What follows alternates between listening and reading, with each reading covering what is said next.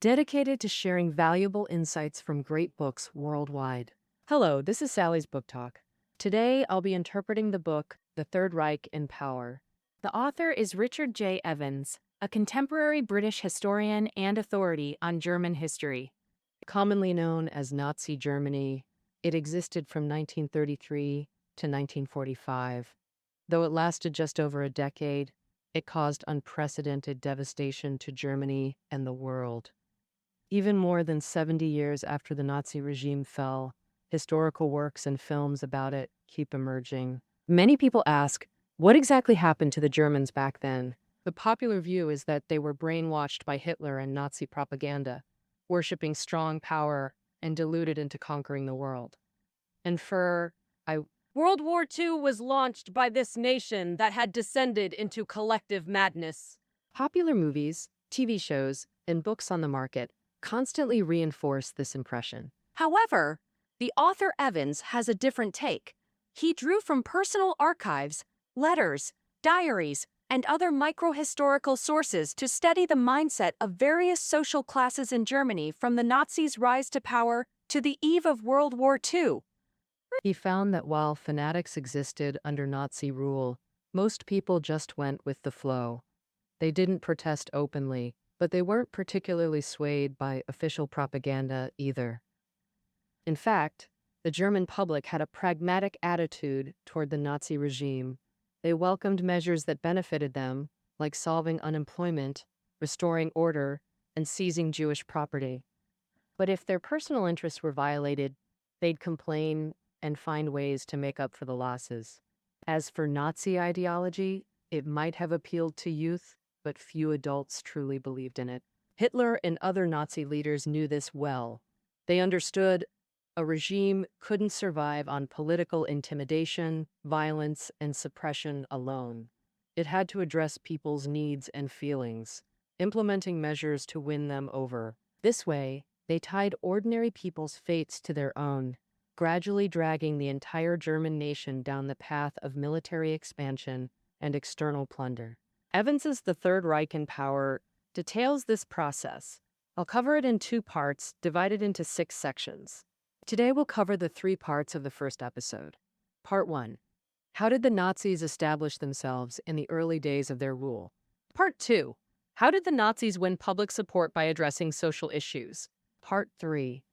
Analyzing the true reasons behind the Nazis' elimination of unemployment and its actual effects. Okay, now let's talk about part 1. How did the Nazis establish themselves in the early days of their rule? On January 30, 1933, German President Hindenburg appointed Hitler as the new chancellor, which is considered the beginning of Hitler and the Nazi Party's rule over Germany. Of course, this is a summary by later generations. If you traveled back and asked Germans at the time, few would have believed the Nazis could rule Germany for over 10 years. And we would be, the reason is simple. At that time, during the Weimar Republic era, democracy was in place, and the Nazi Party faced significant constraints. It didn't seem that powerful. Right. So, first, the Nazi Party held only 166 seats in the Reichstag, while the left-wing forces, the Social Democratic Party and the Communist Party, held a total of 221 seats. This meant the Nazis couldn't dominate the Reichstag. In the cabinet, Hitler was chancellor, yes, but only 3 out of 11 cabinet members were Nazis. In reality, it was a coalition government made up of various parties. Hitler's actions were heavily constrained. Moreover, the Nazi Party's public image wasn't glorious.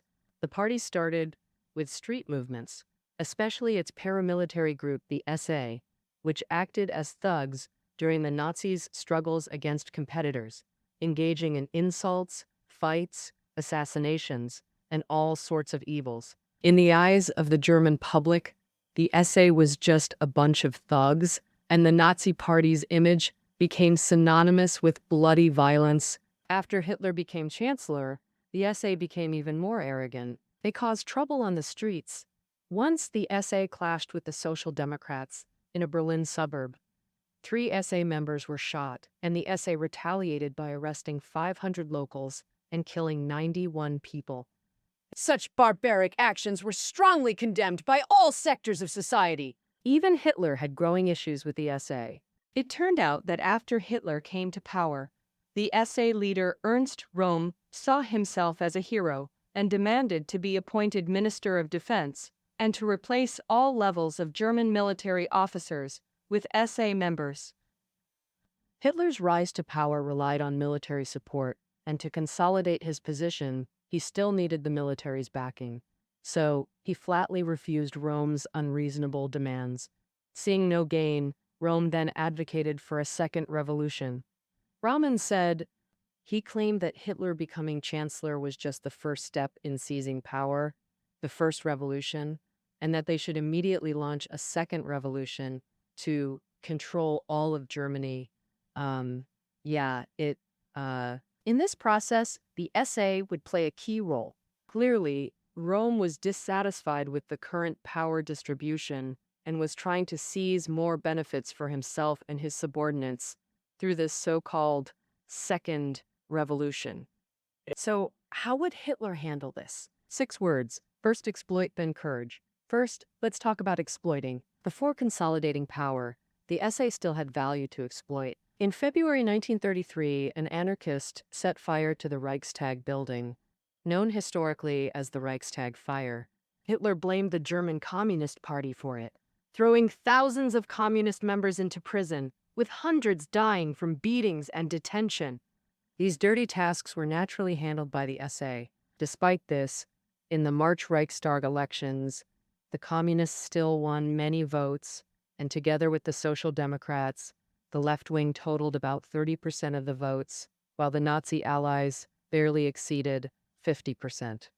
This showed that the left wing still had the ability to resist the Nazis, backed by a large number of people dissatisfied with the Nazi party.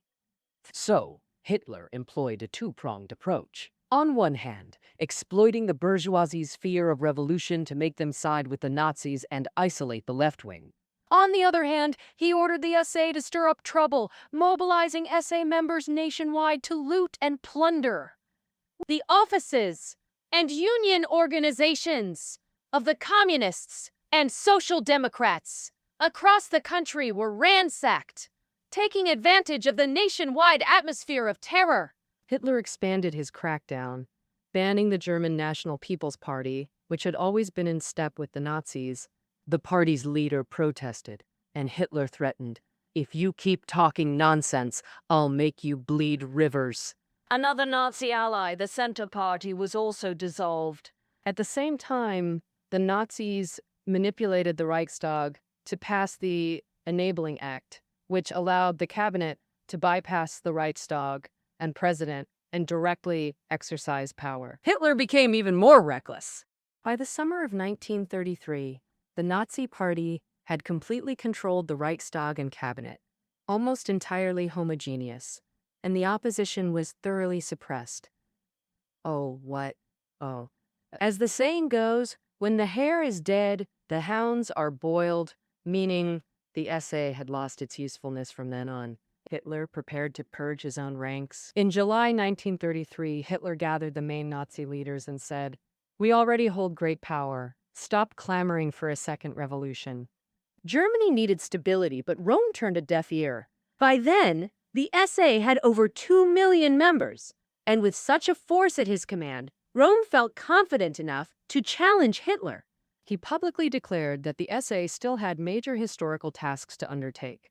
Rome wasn't fighting alone. Many joined the SA hoping to get a share of the spoils. For example, an activist was promoted to a senior SA leader after the Nazis seized power. He excitedly wrote in his diary, "Everything has changed. Those who once looked down on me now regard me differently." But resources were limited, and most SA members' situations didn't improve. They were full of complaints, hoping Rome would stand up for them and fight for more benefits. Number 4. Raymond Day, S.A. Martin. In early 1934, Rome sent a memo to Defense Minister Blumberg, proposing to replace the military with the SA. If successful, the military's vast resources would be transferred to the SA. Safe Rome S. Blomberg was furious and demanded Hitler reign in the SA. Then German President Hindenburg also warned that if the SA continued to cause trouble, he would declare martial law and let the military take over. Hitler immediately promised to resolve the issue. Beyond appeasing the military, Hitler had another reason to purge the SA. It had expanded too rapidly. By May through June 1934, it reached 3 million members, and with auxiliary organizations, over 4 million. Moreover, Rome cultivated a personality cult, trying to turn the SA into his private army. Rome call, call. This was somewhat successful. When the rift between Rome and the Nazi leadership became public, many SA members took to the streets, cursing Hitler's betrayal, posing a serious challenge to Hitler's absolute authority within the party. Hitler absolutely could not tolerate this. On June 30, 1934, Hitler personally directed and led the arrest of Rome. The operation lasted all night, with hundreds of SA leaders captured or killed. The next day, Rome was executed. This became known as the Night of the Long Knives. Afterward, Hitler issued a stern warning. Undisciplined traitors would be eliminated. In fact, not only SA members were killed during the Night of the Long Knives, an official named Gustav von Kahr was hacked to pieces by Nazis. In 1923, Hitler launched the Beer Hall Push in Munich, the capital of Bavaria. At the time, as governor, von Kahr helped suppress the Nazi Party, earning Hitler's deep hatred. So this was a chance for revenge. So, what was society's reaction to the Night of the Long Knives? The military, of course, praised it highly. Defense Minister Blomberg thanked Hitler and pledged the military's loyalty. President Hindenburg also sent a telegram showing support. And legally speaking, the Nazis' unauthorized arrests and executions without trial were a blatant trampling of the law. But Justice Minister Gertner downplayed it, saying Hitler's purge of the SA was suppressing rebellion and defending government dignity, so his illegal actions wouldn't be prosecuted. What was that? The middle class's views underwent subtle changes. The author reveals this through the journey of Louis Salmitz, a high school teacher in Hamburg. When he first heard the news, Salmitz was confused. He just felt the Nazi Party's actions were illegal and would bring shame to Germany internationally. However, as more details emerged in the media, he developed admiration for Hitler. Salmitz believed that the SA's constant street violence had long been detested by the public. Hitler's decisive action helped restore social stability and proved he was a competent national leader. Salmitz represented the common view of the German middle class. Compared to the rule of law, they valued order more. During the Weimar era, soaring prices and turbulent life had worn out the middle class. The SA purge made them feel Germany was entering a period of stability. This was what the middle class desperately longed for. From the above analysis, it's clear that most Germans saw the Night of the Long Knives as the Nazi Party's self-purification. It would shed its violent image and become a ruling party that played by the rules, allowing the Nazis to consolidate their power. Of course, this didn't mean Nazi rule was unshakable. In fact, Germany was plagued by numerous problems at the time, and if not handled well, the Nazi regime could still collapse. So in part 2, I'll discuss how the Nazis won public support by solving social problems. What was the biggest social problem in Germany at that time? The answer: unemployment. Starting in 1929, the economic crisis swept the globe, and Germany couldn't escape the disaster. Suddenly, banks failed, factories closed, prices skyrocketed, and masses of workers and white-collar employees lost their jobs. By 1933, when Hitler came to power, there were 6 million registered unemployed, plus 3 million unregistered, totaling 9 million unemployed in Germany, over 1/3 of the workforce. The Nazis made eliminating unemployment their top priority. Hitler declared a total war on unemployment to save workers from misery. He also promised to solve it completely within 4 years. How would they achieve that? Mainly through 4 approaches. Building public works, driving women out of the workforce, plundering Jews, and expanding military capabilities. First, let's discuss building public works. Take highways as an example. Under Hitler's push, highways were constructed between major German cities. By 1938, Germany's total highway mileage reached 3,500 kilometers, ranking among the world's top. Did this help solve unemployment? It actually did. First, road construction itself absorbed large numbers of workers. Nazi chief engineer Fritz Todt claimed this alone created 600,000 jobs. Second, building highways required cement, steel, asphalt, etc., whose production also needed significant labor. Once roads were built, vehicles had to run on them, right? This presented an opportunity for the automobile industry. Just 1 month after the Nazis announced highway construction, auto industry employment rose by 40%. Hitler also promised cars would become Germany's primary transportation, greatly boosting the industry. For passenger cars, Germany had just over 500,000 in 1932, but by 1936, it approached 1 million, providing many jobs. Highways also had intangible effects, connecting cities and rural areas, reducing transaction costs, and accelerating goods circulation. Spanning rivers and valleys, crossing mountains and plains, their majestic scenery attracted many tourists. All these factors contributed to economic revitalization. If road building was addition, the Nazis also employed subtraction, specifically driving women out of workplaces and back into homes. You might ask, how is this solving unemployment? Isn't it creating unemployment? That's because you don't understand the Nazi mindset. In their view, women shouldn't work outside at all. Nazi propaganda minister Goebbels declared that women's tasks were to beautify themselves and bear children. And, following this logic, statistical agencies excluded women from workforce counts, ignored their unemployment, and replaced their jobs with unemployed men, thus lowering paper unemployment. Fairly speaking, Nazi discrimination against women wasn't unusual in that era's context. Before W1, Western women mostly stayed home. W1's outbreak sent men to war, freeing jobs for women to enter the workforce.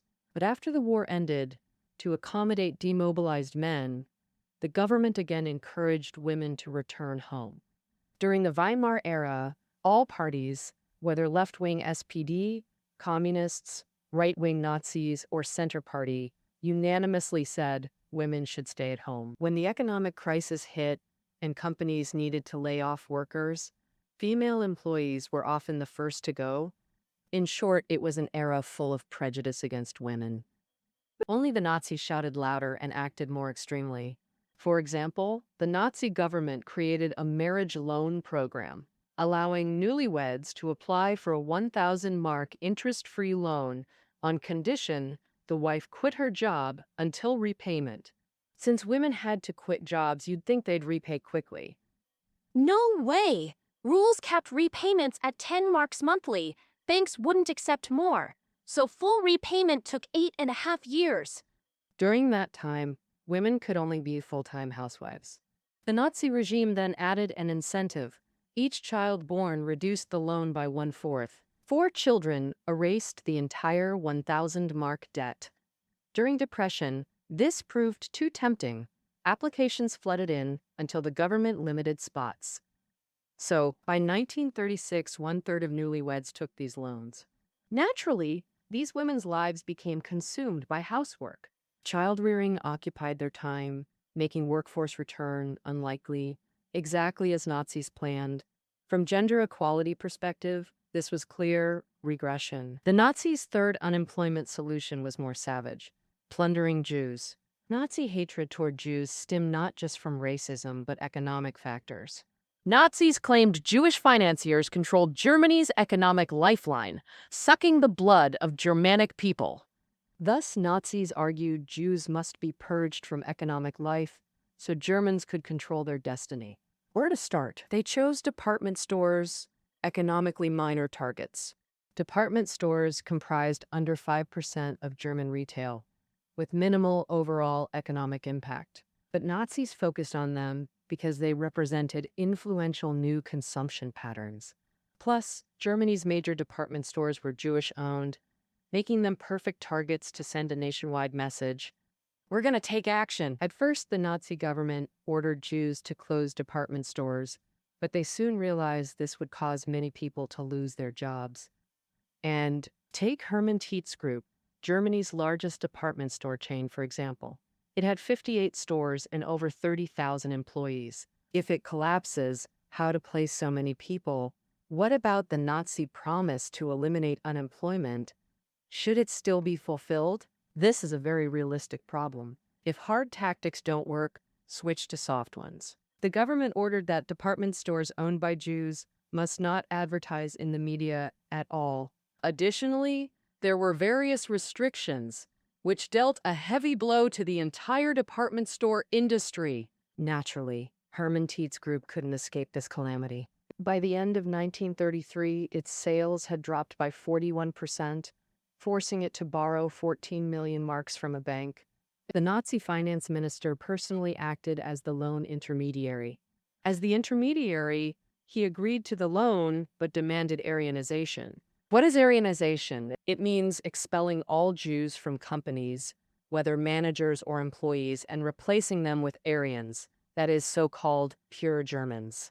And so the company founders, Jewish entrepreneurs, the Tietz brothers, were kicked out. Afterwards, Aryanization spread to all sectors, from large ones like banks, railways, and arms factories, to small ones like supermarkets and shoe stores, and finally, even waste collection was prohibited for Jews. According to statistics, in 1933 there were 100,000 Jewish businesses in Germany. By 1938, most had either closed or been sold cheaply. Sold to him, of course, to businesses with Nazi Party connections, for example, Kurt Schmidt, head of Allianz Insurance, who was also the economics minister. With his push, Allianz acquired many Jewish insurance companies at low prices. Siemens, which started with radios, similarly bought up Jewish-owned radio companies on a large scale. Another entrepreneur who had funded the Nazis early on, like Helmut Horten, was also a beneficiary. He used Aryanization to build his retail empire. Since acquisitions had to go through banks, the banks collected commissions. From 1937 to 1940, Deutsche Bank alone made millions of marks from this business. The author points out that all of Germany's big businesses and banks benefited from Aryanization, so it's no wonder they supported the Nazis. Ordinary people's attitudes were more complex. As Jews were driven out of businesses, schools, and institutions, the vacated positions were filled by Germans. Those who benefited were naturally thrilled, while those who gained nothing watched coldly. Some people with a conscience still felt deeply uneasy. But under Nazi dictatorship and the strong anti-Semitic sentiment in society, they dared not reveal their true feelings. So the entire Aryanization process faced little resistance, and the media touted it as a miracle cure for unemployment, promoting it heavily. However, the measures mentioned, building public works, driving women back home, and even plundering Jews, only alleviated unemployment without fundamentally solving the crisis. And Nazis' own published data admitted that by 1935, Germany still had 2 million unemployed. What to do? the Nazis rolled out their fourth magic weapon, military expansion. But according to the Treaty of Versailles, the German army couldn't exceed 100,000 men. No tanks for the army, no heavy warships for the navy, and the air force was disbanded. So how could they expand? However, Hitler quickly figured out the stance of Western powers. Britain and France were scarred by WWN, with strong anti-war sentiment at home, so their governments adopted appeasement policies and were unwilling to enforce the treaty seriously. Hitler asked the British ambassador what Britain's reaction would be if the German army doubled in size. The British ambassador was evasive, which essentially meant tacit approval. As for the Americans, they practiced isolationism, just wanting to live quietly and not meddle in European affairs, which further reassured Hitler. In May 1935, Nazi Germany announced the reinstatement of compulsory military service. In March 1936, the German army reoccupied the Rhineland. According to the Treaty of Versailles, this was a demilitarized zone, but Britain and France did nothing. This emboldened the Nazis, speeding up military expansion. By the end of that year, the German army had surged from 100,000 to 790,000 men. The Navy's rebuilding plan was underway, and the Air Force was openly re-established. I now know, in the following years, the German military expanded rapidly. On the eve of WHY, the total German military strength exceeded 1.21 million, with over a million in reserve forces. The troops mainly came from unemployed young adults. In other words, just the military expansion employed over 2.2 million people. Moreover, so many soldiers needed weapons, and producing modern weapons required resources like steel, rubber, coal, and oil. How many industries would this drive, creating how many jobs? Now, thus, the remaining labor force was fully absorbed, so the Nazis loudly proclaimed Germany's unemployment rate had dropped to zero. Unemployment was completely eradicated, hailed as an economic miracle. The end. For most Germans, this truly seemed miraculous. Looking around, no unemployed were visible. But is seeing always believing? Not necessarily. In part 3, I'll analyze the true reasons behind the Nazis' elimination of unemployment and its actual effects. According to the author, the Nazis' unemployment solution can be summarized into 3 main reasons. First, excelling at superficial solutions. As mentioned earlier, driving women out of workplaces, freed jobs for men while excluding them from statistics, artificially lowering unemployment rates. This created no real jobs, just prettified statistics. Typical superficiality, and the Nazis had many more tricks. For example, counting temps as full employees, forcing factories to shorten hours to protect workers' rights, actually pressuring them to hire more labor. As for workers' falling incomes, the Nazis didn't care. Some cities rounded up unemployed youths, 18 to 25, for voluntary labor service in rural areas, but refusal meant prison. In 1935 alone, over 420,000 urban youths were sent to the countryside. To the Nazis, this counted as successful employment. Now, the second reason, sheer luck. The author notes, Weimar-era unemployment stemmed not just from economic crisis, but labor oversupply. Pre-WWN high birth rates meant those born then entered the job market during Weimar, creating crushing pressure, one factor in its collapse. The Nazi regime got far luckier. Hitler became chancellor in early 1933, coinciding with new workers, mainly born during World War I, when plummeting birth rates halved the workforce. Thus, post-1933, new labor was drastically smaller, reducing needed jobs. This demographic windfall favored the unemployment-pledging Nazis. The third reason, unconventional fiscal policies. This brings us to one person, Helmar Schacht. Schacht was a banker and economist who served as president of the Weimar Republic's central bank. He once curbed hyperinflation and was hailed as a financial wizard. After joining the Nazis, Schacht, with exceptional financial skills, he was highly valued by Hitler. In 1934, Schacht became Minister of Economics, responsible for formulating fiscal policies to revive Germany's economy. Using public works and military expansion to solve unemployment was Schacht's brainchild. However, both methods required massive government funding. Government spending surged as a result. But where would the money come from? The only option was printing money. The problem was that the Weimar Republic collapsed due to hyperinflation from reckless money printing. Schacht, isn't this repeating history? Yeah. Actually, even when printing money, different methods yield vastly different outcomes. During the Weimar era, the central bank printed money and directly injected it into markets, causing immediate price surges that forced more printing. This further drove prices up until things spiraled out of control. But Schacht's approach was far more sophisticated, innovative, introducing concept called innovative credit production. What does that mean? Essentially, the government first issued vouchers that businesses later exchanged for cash. Take Mefo bills as an example. They were vouchers specifically for purchasing armaments. Specifically, the German military bought supplies from companies using Mefo bills. Companies could either cash them at the central bank or reinvest them in production. This approach greatly delayed cash entering circulation, keeping inflation at moderate levels.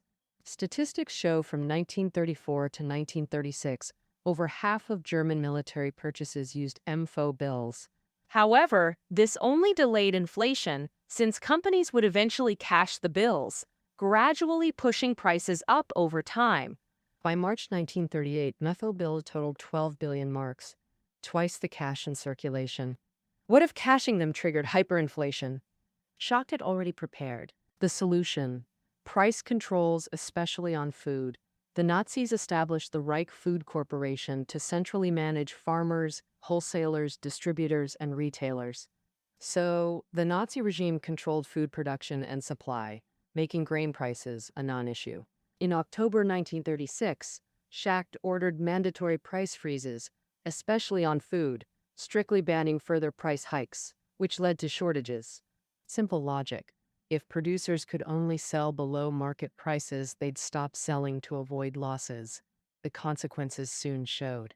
Compared to demand, shortages hit over 10% for pork and fruit, 30% for poultry and eggs, 50% for fats, cream, and margarine, and a staggering 90% for vegetable oil. In early 1937, Nazis rationed cooking oil, gradually expanding to bread, milk, coffee, eggs, meat, fruit, and more.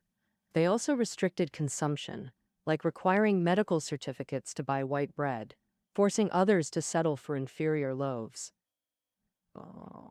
To stop citizens buying milk directly from farmers, Nazis forced dairy farmers to supply central milk depots.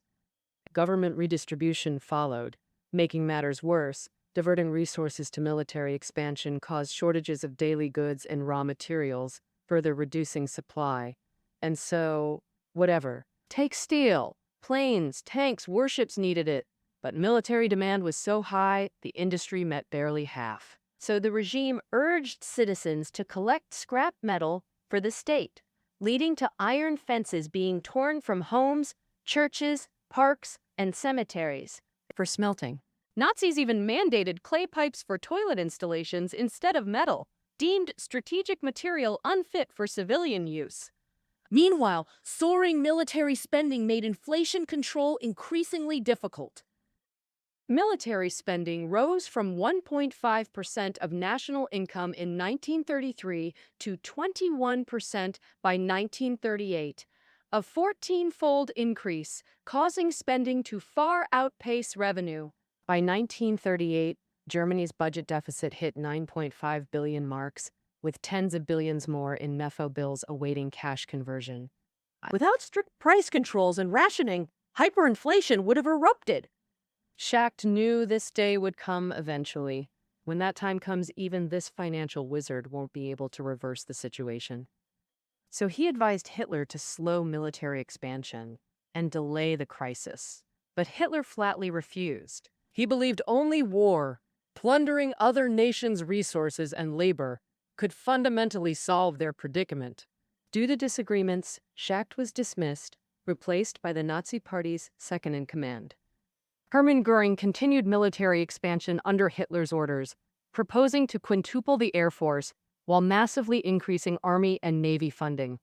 By early 1939, major German companies like Krupp, Siemens, and BMW had shifted to military production. Civilian goods were sidelined, food supplies prioritized for military logistics. Before War II erupted, Germany faced widespread shortages of food and daily necessities.